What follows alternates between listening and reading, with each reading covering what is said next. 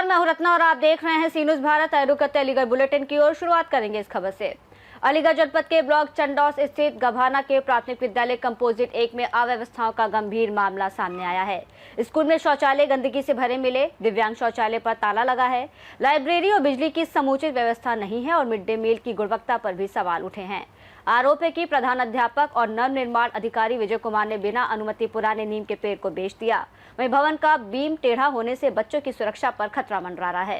कहाँ बच्चे आपके? कहाँ कराए? इस समय नहीं है स्कूल का? नहीं सर, वो छोटे बच्चे हैं, वो रोते हैं इसलिए। कितने छोटे बच्चे हैं? छोटे नहीं, जो यहाँ तो प्रधानाध्यापक जो इंचार्ज हैं इस समय वो बता रही हैं कि यहाँ बच्चे भी नहीं आते हैं पढ़ने के लिए। कौन बोल रहा है सर? बच्चे तो आते हैं। इस समय बच्चे कहाँ पर हैं? बुला के लाते मैडम, आप ऐसे गलत मत कीजिए। नहीं, अब बच्चे हैं कहाँ पर हैं? अब तो आते मैडम सर जी कहाँ चले गए? सारे बच्चे चले गए, एक आदमी नहीं मैम, वो छोटे बच्चे रोते हैं तो उनको छोड़ आते हैं। बच्चे कितने बच्चे यहाँ पर फिलहाल इस टाइम 28 बच्चे हैं सर। तो 28 में से 28 ही रोते हैं? नहीं सर, छोटे ऐसे डेली नहीं आते हैं, वो कभी साथ भी आते हैं। क्या नाम है आपका? कहाँ पर हैं आप इस समय? आपका आंगनवाड़ी केंद्र, आप कौन है? इंचार्ज हैं या कौन है? नहीं सर, अभी आंगनवाड़ी ये जो आप जो इंचार्ज आप हैं या ये हैं? वो सर अभी वो बने हैं, हम तो नई आंगनवाड़ी है सर अभी हाँ, यहाँ पर हाँ। पहले कौन थी यहाँ? और है वो वहाँ है अपने घर। ये तो रिटायर है गई, रिटायर हो चुकी है। इस समय इंचार्ज कौन है यहाँ? वो है, दो और है अभी सर। कौन है? और दो उनके नाम है? हाँ, डॉली और मंजू। इस समय जो यहाँ इंचार्ज हैं वो कौन है? आप कौन हैं? आपका पद क्या है यहाँ? आंगनवाड़ी का है सर। आपका? हाँ। तो जो डॉली है और जो बता रही हैं वो कौन है? वो भी आंगनवाड़ी। एक ही स्कूल में? हाँ पुरानी है मैडम, सर जी वो पुरानी आने की नहीं है सब। तो जो इंचार्ज है जिसके पास जो पद है वो कौन है यहाँ? ऊपर तो कोई है, मंजू और डॉली सर, हम तो अलीगढ़ से सीनू संवाददाता संजीव शर्मा की रिपोर्ट। इसी के साथ रुक करेंगे अगली खबर की ओर। अलीगढ़ के थाना रोरावर क्षेत्र के उस्ताद साहब मोहल्ला में लड़की का हाथ पकड़ने का विरोध करने पर दबंगों ने उसके परिवार पर हमला कर दिया, जिसमें मां की दर्दनाक मौत हो गई और पिता गंभीर रूप से घायल हो गए। आक्रोशित परिजनों ने शव सड़क पर रखकर जाम लगा दिया। सूचना पर पुलिस मौके पर पहुंची और हालात को काबू में कर जांच शुरू कर दी है। परिजनों का आरोप है कि आरोपित पहले भी दबंगई करते थे और शिकायतों के बावजूद कार्रवाई नहीं हुई, जिसके चलते ये घटना हुई। इलाके में तनाव को देखते हुए पुलिस बल तैनात है। ये कौन सी जगह कहलाती है? क्या घटना हुई थी यहाँ पर? यहाँ पे ये घटना थी कि इनके जो सामने वाले पड़ोसी हैं ये कुछ गुंडा टाइप के हैं, दबंग टाइप के हैं और काफ़ी समय से जो मेरी ननद है शकीला, इनकी एक बिटिया है 18-19 साल की है, तो उस लड़की से आए दिन छेड़ाखानी ये मतलब ये सब कुछ इनका चलता है। इन्होंने इस चीज़ का विरोध किया तो इनके घर में घुस के और मेरी ननद को, नंदोई को, मेरे भांजे को बहुत बुरी तरह से मारा पीटा, सरियाओं से अच्छी तरह से घायल किया। टोटल कितने लोग घायल हुए? इसमें क्या रहा? टोटल घर में 3 ही लोग थे तो 3 ही लोग घायल हुए। और यहाँ से फिर पुलिस को भी इन्फॉर्म किया तो पुलिस बहुत बाद में आई। फिर मेरी ननद को वहाँ लेके गए हॉस्पिटल। हाँ जी, वहाँ पे उन्होंने डॉक्टरों ने इनको मृत्यु घोषित कर दिया, रेफर कर दिया। फिर वो ख़त्म हो गई कुल मिला के। कहाँ खत्म हुई है? मलखान में या मेडिकल में? मेडिकल में। हाँ जी, मलखान से रेफर कर दिया था? हाँ जी। अच्छा, फिर वो ख़त्म हो गई। अब पुलिस आई, पीएम कराया। अब अभी आप लोगों के द्वारा जाम भी लगाया गया, क्या कारण रहा जाम लगाने? जाम लगाया यही था कि न्याय मिलना चाहिए, क्योंकि गरीब लोग हैं, बच्चों के ऊपर से माँ बाप का जब साया ख़त्म हो जाता, उनको मारा है, माँ ख़त्म हो गई, कोई नहीं है, गरीब लोग हैं, बताओ ऐसे दबंगियाई चलती रहेगी तो अगर ये पुलिस कार्रवाई करती है ठीक ठाक तो ठीक है। अभी जाम लगाया उन्होंने, हमको एकदम साधना दे दी है कि हाँ, आश्वासन दे दिया है कि आपको न्याय मिलेगा। अगर न्याय मिलता है तो ठीक है, अभी हमने उनके ऊपर भरोसा किया है।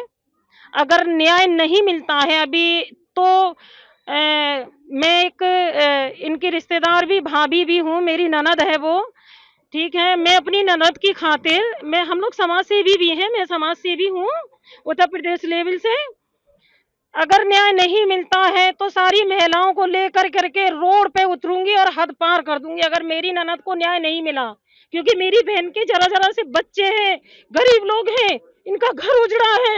हमसे पूछो हमें कितनी तकलीफ है, बहुत तकलीफ है। अगर इन लोगों ने हमें आश्वासन दे करके भी हमारे साथ गद्दारी की, जो लोग 15 लोग हैं उन लोगों के खिलाफ इन्होंने कड़ी से कड़ी कार्रवाई जो है मुकदमा लिखा गया, वो अगर उसमें कोई भी इन्होंने हेराफेरी की तो हम लोग हद पार कर देंगे, कप्तान के यहाँ जाएंगे, डीएम के यहाँ जाएंगे। हिरासत में भी ले लिया गया, मुकदमा भी इसमें लिख दिया गया।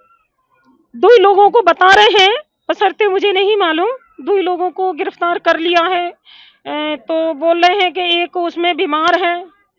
अब क्या है क्या नहीं मुझे इस चीज की जानकारी नहीं है। कुल मिला के मैं अभी इन्होंने जो भी बोला है मैं स्वैर हूँ, लेकिन बाद में अगर इन्होंने हेरा फेरी करी तो मैं हद से गुजर जाऊंगी, सब महिलाओं को लेकर रोड पे उतरूंगी।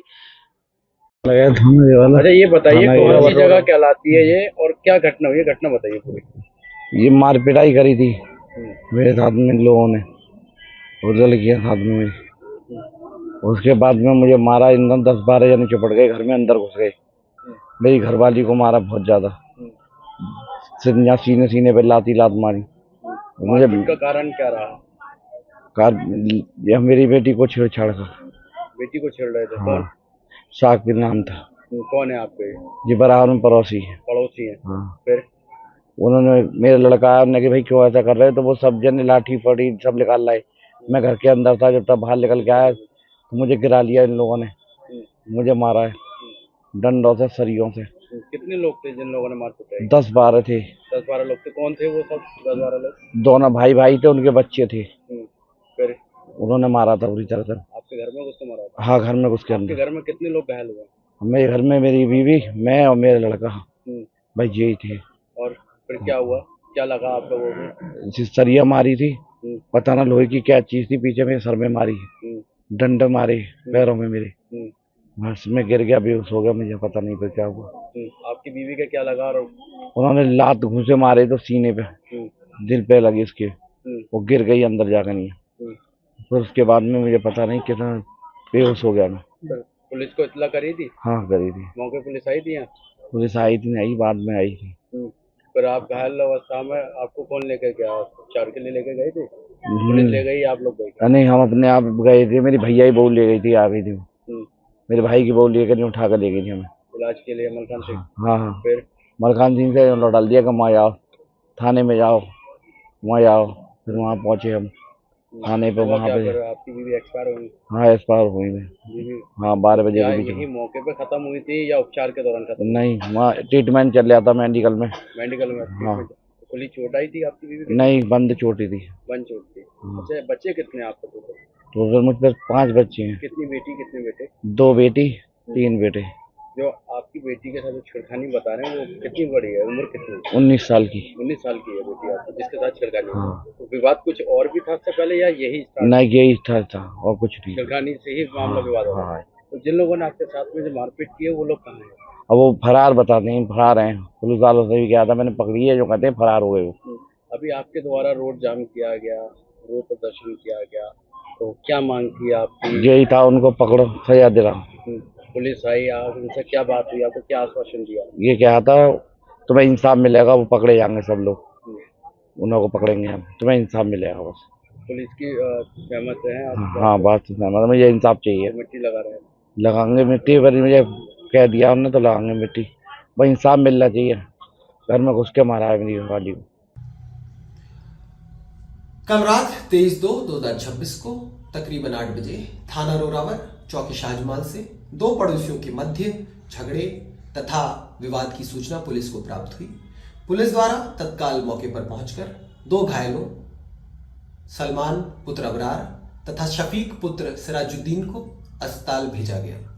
कुछ समय बाद यह सूचना और प्राप्त हुई कि झगड़े में शामिल एक महिला शकीला पत्नी शफीक, जो कि लकवे की मरीज थी, उनकी अस्पताल में मृत्यु हो गई है। पुलिस द्वारा तत्काल अभियोग पंजीकृत कर 2 व्यक्तियों को हिरासत में लिया गया। पोस्टमार्टम रिपोर्ट में शकीला के शरीर पर कोई जाहिरा चोट के निशान नहीं है तथा उनकी मृत्यु हृदय गति रुकने से बताई जा रही है। पुलिस द्वारा अभियोग पंजीकृत कर अग्रिम विधिक कार्रवाई प्रचलित है। न्यूज़ संवाददाता संजीव शर्मा की रिपोर्ट। इसी के साथ रुक करेंगे अगली खबर की ओर। बता दें, अलीगढ़ जनपद के थाना जमा क्षेत्र के गांव सुनाना में बारात के दौरान जातिगत गाना बजाने को लेकर विवाद हो गया। आरोपी की दलित समाज की बारात पर कुछ दबंगों ने पथराव और लाठी डंडों से हमला किया, साथ ही डीजे और कई गाड़ियों में तोड़फोड़ की। घटना का वीडियो सोशल मीडिया पर वायरल हो गया। सूचना पर पुलिस फोर्स मौके पर पहुंची और बारात को सुरक्षित गंतव्य तक पहुंचाया। एसपी सिटी मृगांक शेखर पाठक ने कहा कि आरोपियों की पहचान की जा रही है और कानूनी कार्रवाई की जाएगी। वहीं क्षेत्र में शांति व्यवस्था कायम है और जांच जारी है। ग्राम सुनाना में ठाकुरों का इतना आतंक बढ़ गया है, भाजपा सरकार में जातिवाद इतना बढ़ गया है, जिन नालायकों ने जाटव समाज की बारातों के ऊपर पथराव किया। क्या क्यों ये सरकार यही सब हमारी तमंचा से हम लोगों को फायर किया, हम लोगों के बाद जानलेवा हमला किया और हमारी बारात को भगा दिया। हम लोग क्या करें? क्या ठाकुर इतने चल गए हैं? आज दिनांक 24 फरवरी को थाना जमा में देर शाम ग्राम सुनैना से एक सूचना प्राप्त हुई कि एक बारात में एक गाने को लेकर विवाद की स्थिति उत्पन्न हो रही है। सूचना प्राप्त होते ही स्थानीय पुलिस द्वारा जो है सूचना को अटेंड किया गया और मौके पर शांति स्थापित की गई और स्थिति को नियंत्रण में लिया गया। वर्तमान में किसी भी व्यक्ति को कोई चोट या हानि पहुंचने की बात प्रकाश में नहीं आई है। बारात को अपने गंतव्य तक सकुशल पहुंचा दिया गया है। मौके पर शांति है। जब प्रकरण की जांच की गई तो प्रथम दृष्टया यह बात सामने आई कि जो एक व्यक्ति द्वारा बारात में ही एक व्यक्ति द्वारा मोबाइल से डीजे पर जातिगत उत्तेजना उजागर करने के उद्देश्य से एक गाना बजा दिया गया था और इसीलिए जो स्थानीय लोग जो वहाँ पर मौजूद थे उनका इस बात का विरोध किया गया। परंतु वहाँ पर जैसे ही यह सूचना प्राप्त हुई, वहाँ पर स्थानीय पुलिस मौके पर पहुँची, सभी को समझा बुझाकर बारात को अपने गंतव्य तक सकुशल पहुँचा दिया गया। इस प्रकरण में यह अवगत कराना है कि जिसने भी इस प्रकार के शांति व्यवस्था भंग करने के उद्देश्य से या सौहार्द बिगाड़ने के उद्देश्य से ये जो कृत्य किया गया है उसको चिन्हित किया जाएगा और उसके विरुद्ध अलीगढ़ से सी न्यूज़ संवाददाता संजीव शर्मा की रिपोर्ट। रुक करेंगे अगली खबर की ओर। बता दें, अलीगढ़ शहर के तस्वीर महल चौराहे पर सोमवार को फल विक्रेताओं और नगर निगम परिवर्तन दल के बीच मारपीट हुई, जिसमें फल विक्रेता और टीम लीडर MP सिंह घायल हुए। विवाद जब्त सामान और अतिक्रमण हटाने को लेकर हुआ। घटना के विरोध में सपा, बसपा और कांग्रेस के नेता और विपक्षी पार्षद नगर निगम कार्यालय पहुंचे और नगर आयुक्त प्रेम प्रकाश मीणा का घेराव कर प्रदर्शन किया। सैकड़ों लोगों की मौजूदगी में दोनों पक्षों से आरोप प्रत्यारोप जारी रहे। वहीं नेताओं ने फल विक्रेताओं के अधिकार सुरक्षित करने और भविष्य में ऐसे मामलों को रोकने की मांग की। मामला हुआ था देखिए, मैंने कल भी ये बात कही थी कि मैं कार्रवाई कराऊंगा और जेल भेजूंगा हर उस आदमी को जिसने गलत करा है। पहली बात। दूसरी बात कि जो वेंडिंग जोन है, हमने मांग रखी है कि आप अगर वो गलत अवैध रूप से लगा रहे हैं तो हमें सरकार की मंशा होनी चाहिए गरीब आदमी की मदद कराना। अगर मदद करवाने की मंशा है तो उन लोगों को वहां पे वेंडिंग जोन बना के दे दो। वहां तो कोई ट्रैफिक जाम भी नहीं होता ऐसा, ठीक है, काफी चौड़ी सड़क है। तो हमने कहा है वहां पे वेंडिंग जोन बना दीजिए। जिन लोगों पे मुकदमा करा है उन लोगों को मारा पीटा भी गया है, इसलिए अपनी थोड़ी सिद्धांतित होते हुए और अपनी जिम्मेदारी को समझते हुए आप वो मुकदमा वापस ले लिए, क्योंकि दोनों तरफ से मार पिटाई हुई है। तीसरा, हमने कहा है कि वो लोग गरीब हैं, उनका सामान उनको वापस दे दीजिए। जो पकड़े गए हैं उनको छोड़ा जा रहा है, नहीं आप क्या बात चलाओगे? देखिए, जो पकड़े गए हैं उसके अंदर उन लोगों पर कल ही मुकदमा हो गया था, ठीक है ना, तो उसमें उनकी जमानत होगी। लेकिन आगे के लिए उनका केस वापसी के लिए हम जो है वो कहा है कि आपने मुकदमा कोर्ट में वापस दे। धन्यवाद। देखिए, एक सकारात्मक माहौल में एक विचार विमर्श हुआ इस बात को लेकर कि हम अपने नगर निगम को और कैसे बेहतर बना सकें, सुसज्जित बना सकें, स्वस्थ बना सकें और किस तरीके से व्यवस्थित बना सकें। इसी क्रम पे इस बात पे भी चर्चा हुई कि जहां वेंडिंग जोन्स हैं, किस तरीके से हमारे जो वेंडर्स हैं, हॉकर्स हैं, उनका हम लोग सहयोग करके उनको वहां पर आवंटन करवाते हुए एक परमानेंट दुकान का वहां आवंटन कर दें, ताकि उनकी रोजी रोटी भी चलती रहे, उनका परिवार भी चलता रहे, पलता रहे। साथ ही साथ हमारा जो शहर है जहाँ पे एनक्रोचमेंट की विकराल समस्या है, कई जगह गंदगी की भी हमको शिकायतें आती हैं, उसका भी हम लोग समाधान कर सकें। और इस बात पर सहमति बनी कि जो वेंडिंग जोन्स हैं वहाँ पर आवंटन करवाया जाएगा, ताकि वहाँ पर अपनी वेंडिंग एक्टिविटी को कैरी आउट कर सके। और उसके अलावा अगर कहीं और वेंडिंग जोन्स की आवश्यकता पड़ती है जहाँ पर डिमांड हो और शहर में जगह हो, तो उसमें भी नगर निगम बिल्कुल विचार करेगा। जिन लोगों को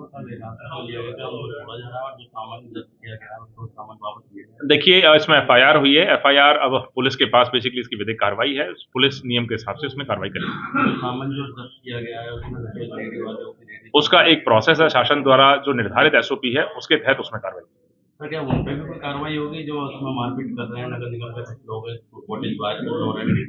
देखिए, इसमें एफआईआर हो चुकी है और इसमें जो नगर निगम के ऊपर हमला हुआ है, नगर निगम के कर्मचारियों के साथ जो मारपीट हुई है, बाट मारकर जो हमारे प्रवर्तन दल के बेसिकली 3 लीडर हैं उनका सर फोड़ दिया गया है, उसमें पुलिस में मुकदमा दर्ज हो गया है और इसमें जांच के बाद जो भी नियमानुसार विधिक कार्रवाई बनती है वो कार्रवाई होगी। नगर निगम के तो अधिकारी उसमें कर रहे हैं, मारपीट का वीडियो वायरल हो रहा है, उसमें देख रहा हूं, अपनी गाड़ी में लेके जा रहे हैं। देखिए, एफआईआर इसमें हो चुकी है, ये एफआईआर हो चुकी है। एफआईआर में जो जांच होगी, जांच के आधार पर इसमें कार्रवाई होगी।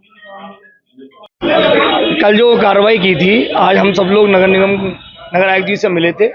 जिन लोगों पे मुकदमे हुए थे उनके मुकदमे के लिए उन्होंने कहा हम बाद में वापस ले लेंगे, उनकी जमानत हो रही है, जो सामान था उनका वापस किया जा रहा है, ठीक है। और जो उनका नुकसान है उसकी भरपाई की बात नगर आयुक्त जी ने कही है कि हम उसको पूरा करेंगे। लेकिन एक बात मैं कहना चाहता हूँ आपके चैनल के माध्यम से, देश के प्रधानमंत्री कहते हैं कि मैंने ठेली पटरी वालों का विकास किया, लेकिन उन्हीं के सरकार में बैठे हुए उनके अधिकारी ठेली पटरी वालों को इस तरह से मार रहे हैं, पीट रहे हैं, उनका साथ बर्बरता कर रहे हैं। ये कहाँ का इंसाफ है? मेरे पास एक फोटो भी है, वहाँ से खींच कर लाया था मैं। वहाँ वेंडिंग जोन, सबसे पहले वेंडिंग जोन वहीं बना हुआ है। तो हम लोगों की बात हुई नगर आयुक्त जी से, सभी लोगों की, उन्होंने कहा कि हम वहाँ पर उनको वेंडिंग जोन बना करके उनको वहीं नियुक्त कर देंगे ताकि वो अपना रोजी रोजगार करते रहें। देखिए, कल वाला मामला जो था वो कहीं ना कहीं गरीब की पेट पर लात मारने का मामला था। नगर निगम की फर्जी पुलिस ने वहां जाकर के जिस तरह से बर्बरतापूर्वक गरीब रेडी पटरी वाले दुकानदारों पर हमला किया, बर्बरतापूर्वक हमला किया, उसको लेकर एक बड़ा घेराव था। कई दलों के नेता भी थे हमारे साथ और तमाम लोगों ने मिलकर के हम लोगों ने नगर आयुक्त साहब से वार्ता की है। वार्ता एक अच्छी वार्ता, एक जिसको कह सकते हैं कि सफल वार्ता कही जाएगी और आगे हम देखेंगे क्या होता है, क्योंकि जिसमें हमने स्पष्ट मांग रखी कि जो हमारे रेडी पटरी के दुकानदार हैं उनका सामान वापस किया जाए और जो वहाँ पर जहाँ पर वो दुकानें इनकी हैं वहाँ पर वेडिंग जोन बना करके इनको वहाँ पर उन्हीं जगह पे, तो उस पर उन्होंने कहा है कि हम उसके लिए सर्वे कराएंगे। जाहिर सी बात है वेडिंग जोन बनाने में वक्त तो लगेगा ही, तो उसके अलावा इनको जो है फिलहाल इनकी दुकानदारी का नुकसान ना हो तो उसके लिए व्यवस्था बनाई जा रही है। एक टीम वहाँ भेज रहे हैं, वहाँ पे जहाँ पर भी उनको सहूलियत लगती है उसी चौराहे के आसपास पे ये पूरी तरह से उन तमाम दुकानदारों की दुकान वहाँ लगाई जाएगी। ये तमाम हमारी मांगों को उन्होंने माना है और अच्छी वार्ता कह सकता हूँ मैं। और अब देखते हैं, क्योंकि अभी हमें रिजल्ट आना बाकी है, एक दिन का और बात, वरना अगर हमारा ऐसा लगता है कि हमारे गरीब दुकानदारों के पक्ष में बात नहीं जाती हुई नजर आती है तो हम धरने पर बैठेंगे, आंदोलन पर बैठेंगे, अनशन पर। वो देने की बात की है, कब देंगे सामान? संभवतः हमारी खुद बात हुई है, उन्होंने कहा है कि हम सामान हमने मांग रखी थी, सामान के लिए कहा है, अब सामान उनको मिलेगा, अवश्य मिलेगा, मुझे उम्मीद है, क्योंकि उन्होंने आश्वासन दिया। और रही बात मुकदमे की, मुकदमे के लिए हम रात से पैरवी कर रहे थे कि गरीब दुकानदारों पर कोई कठिन धारा ना लगे, तो वो हमने पुलिस के, अभी हम यहाँ आने से पहले हमने सीओ साहब से मुलाकात की थी। सीओ साहब से मुलाकात करने के बाद ये हमने उसमें रखा था कि इनके ऊपर धारा कोई ऐसी नहीं लगनी चाहिए, ये कि इनके ऊपर मुकदमा कायम रहे, तो वो हमारा पुलिस से अलग बातचीत चल रही थी, उसमें भी हमें कामयाबी मिली है। हमारे लोग जो लोग पकड़े गए हैं, संभवतः मुझे उम्मीद है कि शाम तक वो हमारे बीच में होंगे। और हमने इनसे कहा है, जो हमारे तरफ से लोगों से इनकी तरफ से तहरीर गई हुई है, हमने कहा है कि इन लोगों के खिलाफ मुकदमा किया जाए और ऐसे लोग जो लोग गरीबों के साथ मारपीट करते हैं उनको अपने यहाँ से नौकरी से बाहर करो, ये हमने मांग रखी है। हम देखते हैं आगे क्या होता है। आज हजारों वेंडिंग जोन रेडी पटरी वालों की आवाज़ को बनकर हम लोग, सभी दल के लोग, सभी समाज के लोग माननीय नगर आयुक्त साहब से मिले। उन्होंने हमें आश्वासन दिया कि आइंदा इस तरह की कोई गलती नहीं होगी। और हमने कहा था कि एक तरफ नहीं है, नगर आयुक्त साहब ने वेंडिंग जोन दिए वो कम है, और लगातार हमारे कहने से उन्होंने कहा कि हमने जो कुछ वेंडिंग जोन बचे हुए हैं पर्ची कटवाएं उसमें लें। तो हम आपके माध्यम से कहना चाहते हैं कि तमाम वेंडिंग जोन जो गरीब हैं और रेडी पटरी वाले हैं उनको ज़्यादा से ज़्यादा वेंडिंग जोन प्रोवाइड किया जाए और जाके स्मार्ट सिटी में यानी साफ़ सफाई व्यवस्था रहे। इस तरह से कल जो बर्बरता हुई है ये नाकाबिले बर्दाश्त है और ये किसी तरह से भी हम कोई पार्षद और कोई भी सामाजिक लोग इसको बर्दाश्त नहीं करेंगे। और लगातार हमने जिस तरह एक तरफ सरकार कहती है, इनसे वोट ले लिया है कि हम स्मार्ट डिजिटल हमको वेंडिंग जोन देंगे, स्मार्ट बनाएंगे, दूसरी तरफ इन्हीं को रौंदा जाता है और इनको ही इनके साथ मारपीट की जाती है। ये कहीं ना कहीं बहुत दुर्भाग्य की बात है और हम कहना चाहते हैं इस आवाज़ को तो सरकार में बैठने वाले लोगों को उठानी चाहिए, क्योंकि जो सरकार इन्हीं से बनती है, गरीब लोगों से बनती है, लेकिन आज वो साइलेंस है क्योंकि इनकी दोहरी टोरी कहते कुछ है करते कुछ है।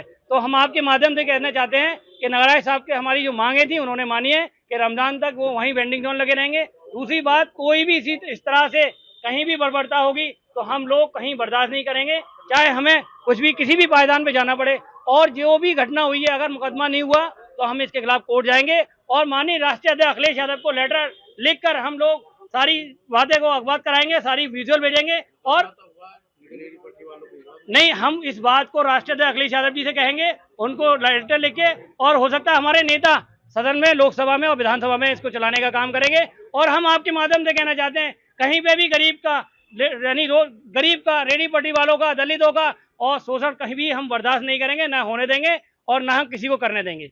अलीगढ़ से सीनू संवाददाता संजीव शर्मा की रिपोर्ट। करेंगे अगली खबर की ओर। बता दें, अलीगढ़ के विक्रम कॉलोनी में डॉक्टर अजय सिंघल के गेट नंबर 3 के आसपास आवारा और हिंसक कुत्तों का झुंड नागरिकों के लिए खतरा बन गया है। हाल ही में ऊपरकोट निवासी आसिफ शेख पर कुत्तों ने हमला किया, जिससे वो गंभीर रूप से घायल हो गए। स्थानीय लोगों ने जनहित में प्रशासन से इन कुत्तों को पकड़वाने और क्षेत्र में सुरक्षा सुनिश्चित करने की मांग की है, ताकि भविष्य में ऐसी घटनाओं को रोका जा सके। मैं आज सुबह मेरा नाम आसिफ है और मैं शहर तुर्कमान गेट पे रहता हूँ मैं। और आज मैं सुबह अपनी ड्यूटी पे जा रहा था रामगढ़ रोड विक्रम कॉलोनी में। तो सुबह जो है मैं एकदम, मेरे ऊपर कुत्ते जो है चिपट गए, 5-6 कुत्ते दूसरे चिपट गए मेरे ऊपर और उन्होंने काट लिया। मेरे काफ़ी गंभीर चोटें आई हैं और आज मुझे जो है इंजेक्शन वगैरह भी लगवाना पड़ा और ट्रीटमेंट भी और ड्रेसिंग वगैरह भी मुझे करवानी पड़ी।